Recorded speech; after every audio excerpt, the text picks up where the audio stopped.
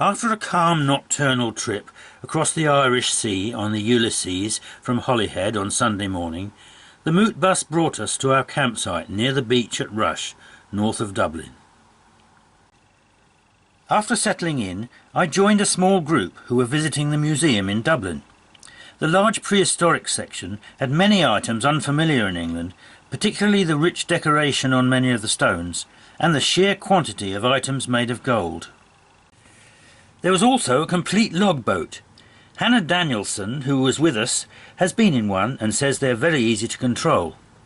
She's also travelled in the Sea Stallion, a Viking longship found and renovated in Denmark. There were also a number of reconstructions, including a Bronze Age burial and a passage tomb, many of which we were to visit during the week. There was torrential rain as we left the building, which was repeated a number of times during the week, though we did have some quite warm days too. On Monday morning we went to the Boyne Valley for a guided tour of the Knowth Passage Grave complex. The guide introduced the site by telling us that the main mound at Knowth has 17 satellite mounds, all of which have stone-lined passages. The tombs were built in the period 3800 to 3400 BC.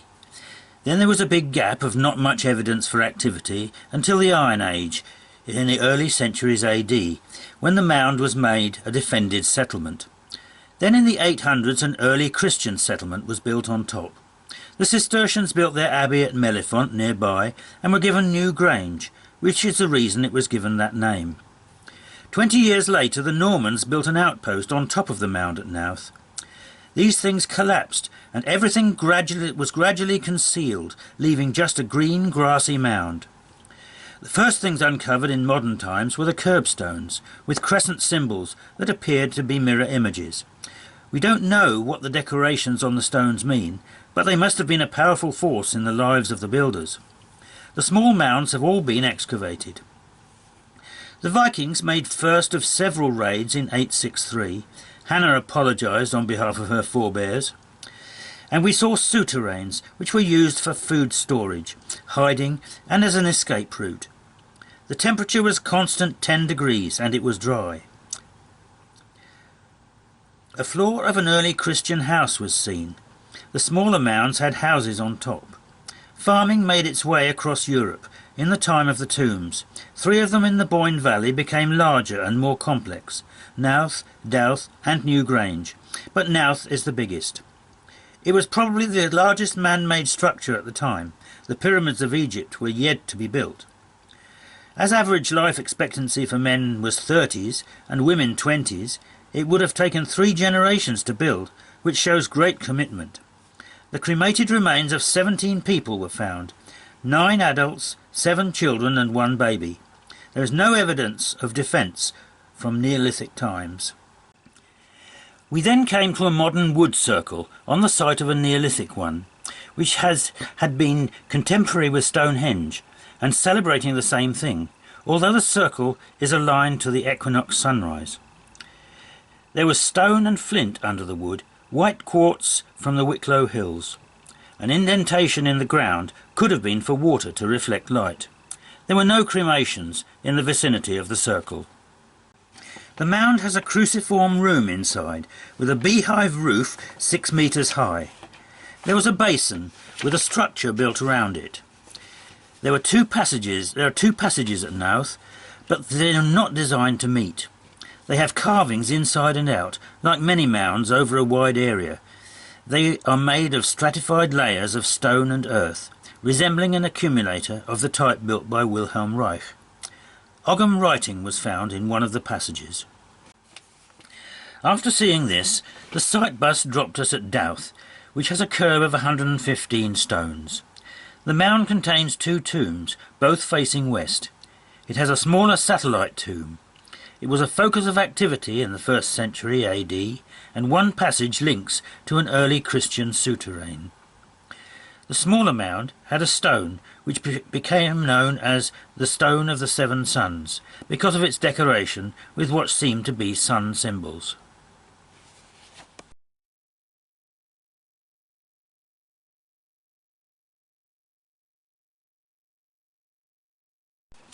On Tuesday we travelled to the Hill of Tara, the seat of the High Kings of Ireland, from where, according to legend, 5 great roads radiated to all the regions of the land. Laurence found a ley from it going through the Hill of Slane, Mount Oriel and St. Bridget's Well. We entered the site near the church, which is now redundant and has an exhibition of Tara during the summer months, but we were just too late for it. We crossed the outer bank and the ditch that surrounds the whole site and is called the Wrath of the Kings, which is thought to be sacred rather than defensive, keeping good spirits in and bad spirits out. We then came to the Mound of the Hostages, a prehistoric passage grave which is the oldest site on the hill. It's named after the practice of the High Kings to hold hostages from subject kingdoms to ensure their submission. It was found to contain more than 200 bodies when excavated in the 1950s. South of this are the 2 circular enclosures. One of these is the Wrath of the Synods, named from church meetings held here in the time of St. Patrick. It originally had a number of round wooden buildings on it from about 200 BC. In the early 20th century, a group of British Israelites excavated here looking for the Ark of the Covenant, because of the legend that in the time of the prophet Jeremiah, Princess Tia was exiled here and may have brought the Ark with her, but they found nothing but a few Roman coins. The other enclosure is called the King's Seat, built in the early centuries AD over a number of older mounds. According to legend, it's the grave of Princess Tia, who wanted to be buried on the fairest hill in Ireland, and the name Tara may be derived from her name. In the centre is the Stone of Destiny, Ireland's ancient coronation stone, according to legend again the stone pillow of Jacob in the Old Testament. But it's not in its original position. It was formerly north of the Mound of the Hostages, moved to its present place after the Battle of Tara in 1798. Laurence dowsed a Beltane sunrise line of 63 degrees.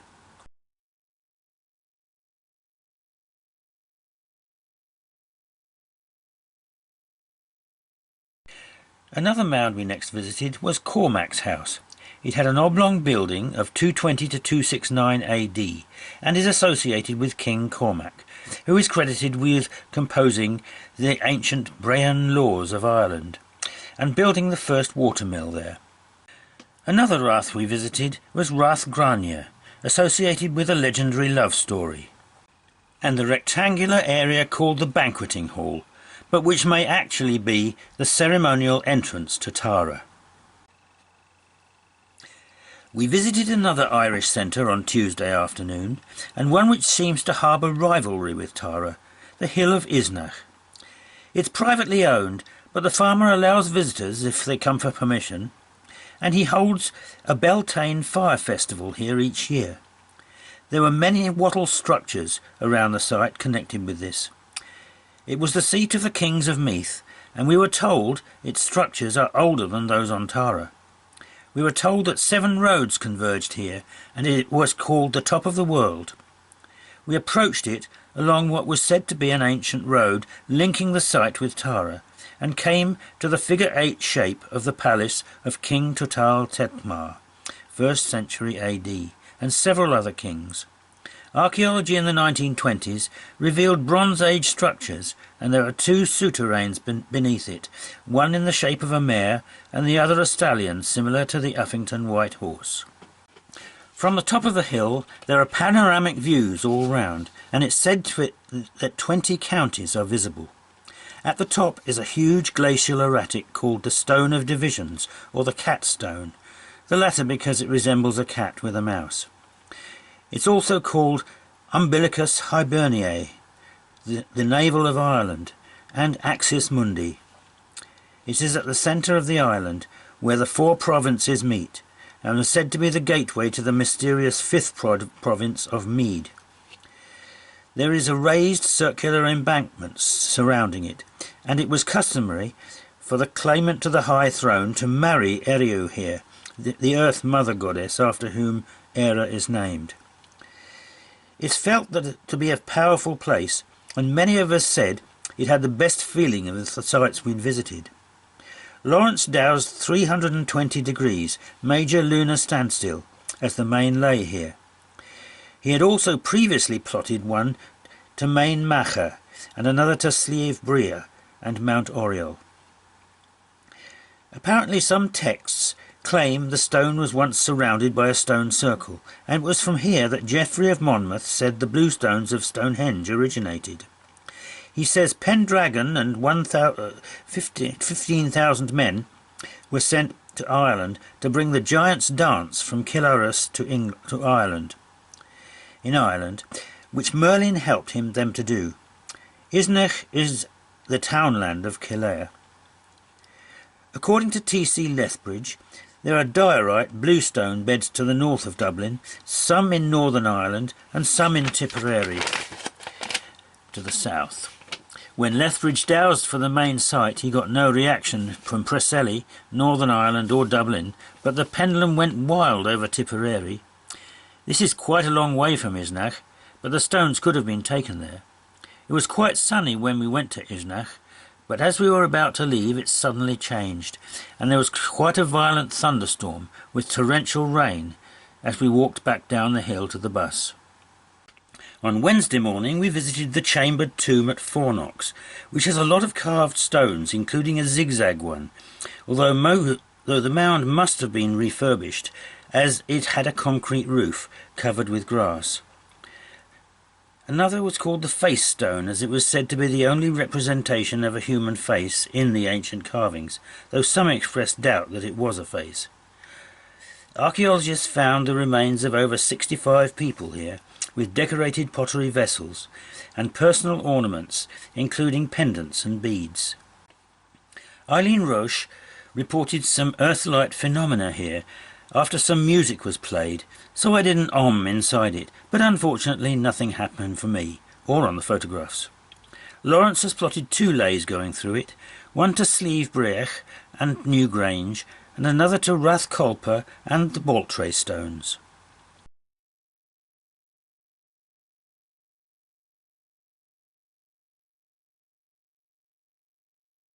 We visited the last mentioned next, a row of stones in line with Fourknocks, with the sea visible in the distance. There seemed to be a cairn on the hill in the other direction. The edge of one was on a midsummer sunrise line going to Rockabill Island, a rock with a lighthouse that should have been visible, but there was a tree in the landscape which seemed to be just in the way. We next went to Drogheda to see the Millmount Mound and Martello Tower, and the view of the Hill of Slane from it. One of many legends regarding the origin of the mound says that it's the burial place of Amagin, an early Celtic poet, but it's also been suggested that it was possibly a large passage grave like Newgrange. It was fortified as a motte by the Normans in the 12th century, and a castle was later built on the summit. The fort offered Cromwell the strongest resistance he encountered during the siege of 1649. About 1808 the old fortifications were demolished and the present Martello-type tower was erected. On Laurence's map 3 leys are plotted going through it, one from Loughcrew, where we were to visit at the Equinox, the Hill of Slane, Millmount and Rathcolpa, another comes from Carbery and Rackmaeve, and a third from Clochpatrick through Millmount to Knocknaggin and Braymore. The Hill of Slane was the next destination, where 2 of Laurence's leys cross, one mentioned before, and the other coming from the Hill of Tara, and going to Mount Oriel and St. Bridget's Well. It's another panoramic vantage point from which Tara can be seen. There are the remains of an abbey there, with an ancient mound behind it. St. Patrick came here in 433 AD and lit a fire on Easter Eve, which coincided with Beltane. The lighting of the new fire is still done in churches to this day, another example of the Christianization of a pagan practice. This was illegal, as no one was supposed to light fires to compete with the royal one at Tara, and the king turned up with his troops, but Patrick managed to talk his way out of it. A beautiful rainbow appeared when we were on the Hill of Slane. Thursday was a very early start. We had to be away before 6 o'clock AM, and the reason was we were going to one of the passage tombs at Loughcrew for the equinox sunrise. which also coincided with the full moon. The one with the equinox alignment is known as Cairn T, and it has a locked gate over its entrance, but Laurence was assured that it was always left open for the equinox, as they normally had quite a crowd celebrating the occasion. We arrived to find the gate locked and no one there, and the sky entirely cloudy. No one turned up with the key, though this didn't stop a group of pagans experiencing the equinox with a moving drumbeat as the sun rose, even though we couldn't see it, and it felt extremely energetic. The site is on the Ley to Millmount, described before. We went on to Kells to see the round tower there, one of many in Ireland, although this was the site of the writing of the Book of Kells, the famous illuminated gospel book that we were to see in Dublin later. St. Columba and his community came here when Iona was attacked by the Vikings, but they still suffered attacks here. The tower was used as a lookout tower and a refuge. It had 5 top windows which overlooked the 5 roads leading into the town. After seeing this, we returned to Cairn T after obtaining the key and saw the beautiful carved stones inside it. On to Lusk, where there was another round tower built into a much later church tower. It is the only remnant of another early monastery that was here, which also suffered much from attacks. On Friday morning, not quite so early, our visit to Newgrange had been planned. Our guide, Alan, told us that it was the palace of the ancient gods, built 5,000 years ago, although they had been farming here for 1,000 years before that. The 40 mounds in the valley are called the palaces of the Boyne, Newgrange, Knowth, Dowth and their satellite mounds. At Newgrange, the sun shines through the roof box as the winter solstice and illuminates the stone at the back. The builders went to considerable distances to bring particular stones here. The quartz stones, or stones of the sun, have a golden glow at sunset. These were brought 75 kilometres from Wicklow. The egg-shaped granite pieces came from the mountains of Mourne, 55 kilometres away. The grey wacky blocks, weighing 1 to 10 tons, came from Drogheda, 15 kilometres away. The land was all forested with pigs, bears and wolves, so the journeys were not easy, although the Boyne was used for part of the trips. It is the most sacred river in Ireland. Its name means white cow, and it's associated with the Milky Way, as also was the Nile in Egypt. To the later Druids, quartz represented youthfulness and granite eternity. The quartz was male, the granite female. The tomb was in use for 700 to 800 years. Then something happened which may have been a mini ice age. They may have believed the gods had left them, and activity here stopped.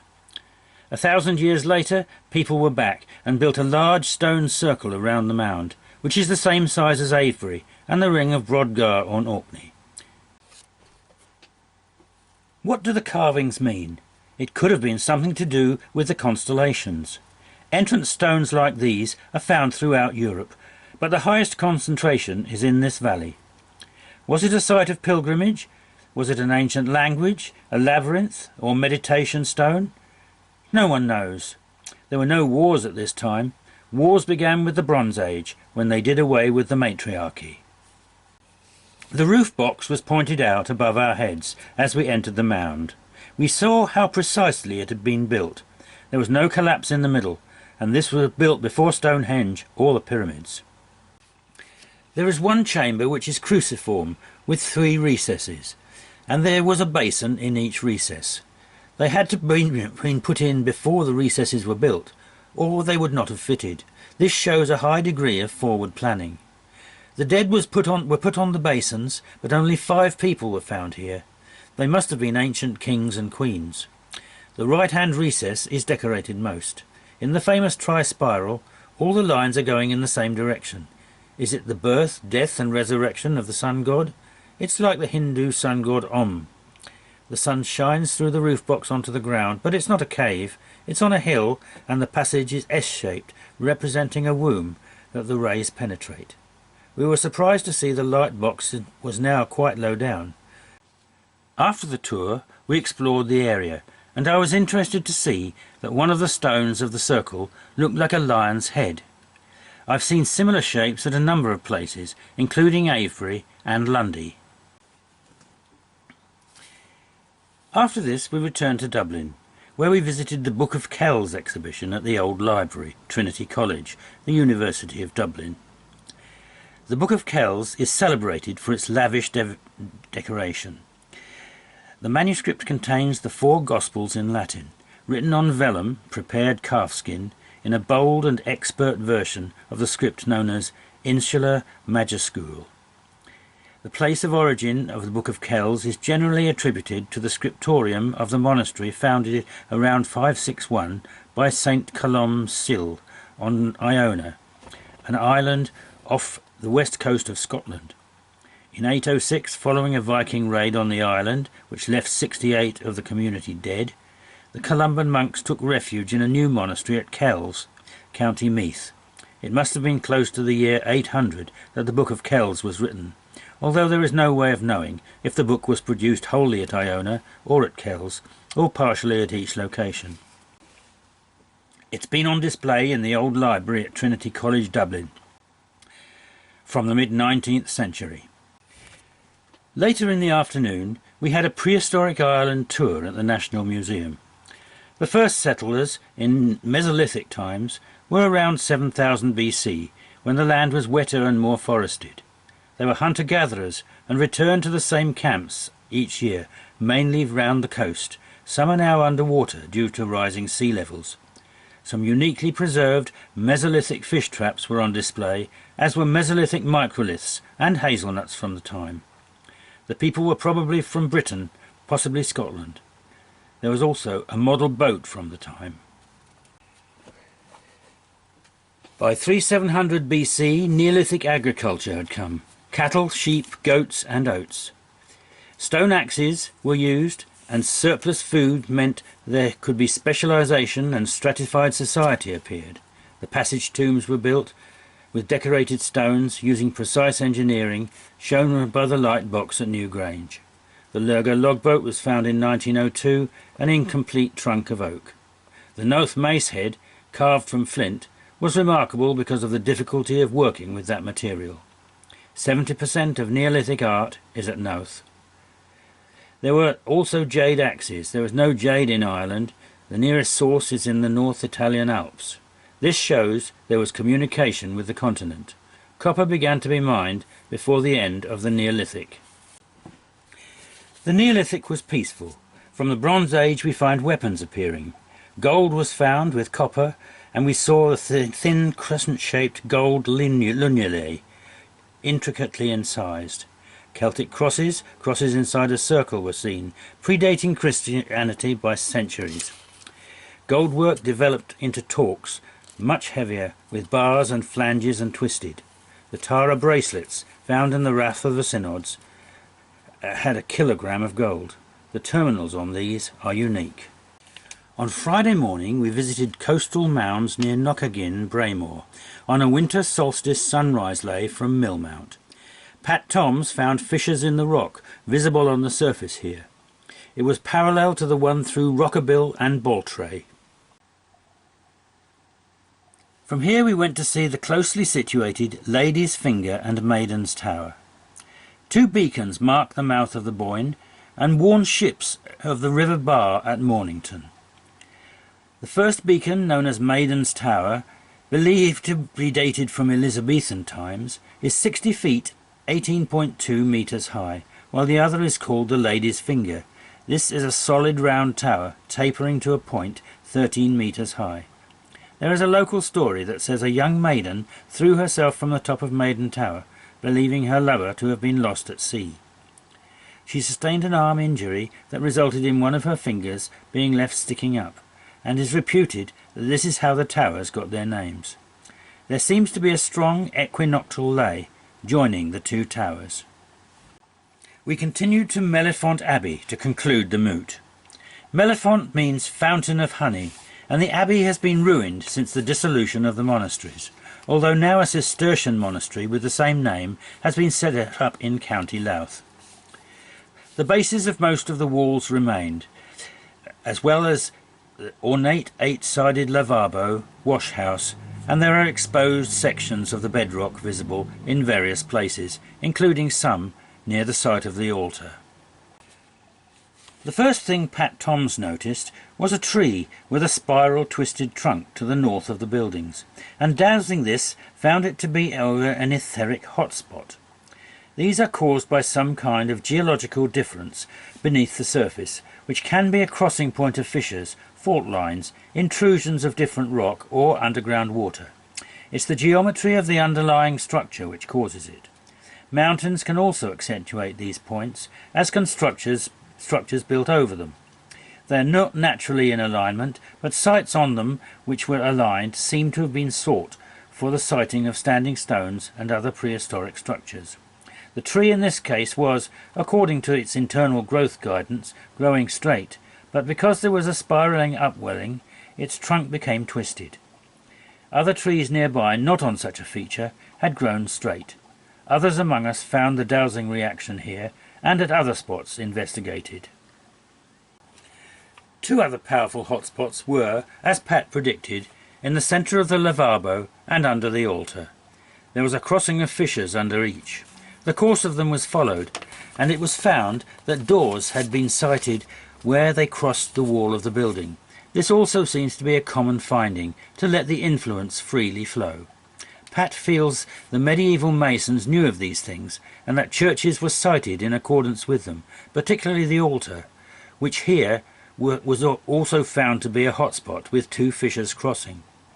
One of these could be seen as the bedrock was partially visible here on the surface. Returning to Holyhead on the Ulysses, we had the bonus of a glorious sunset, with a track across the water towards us.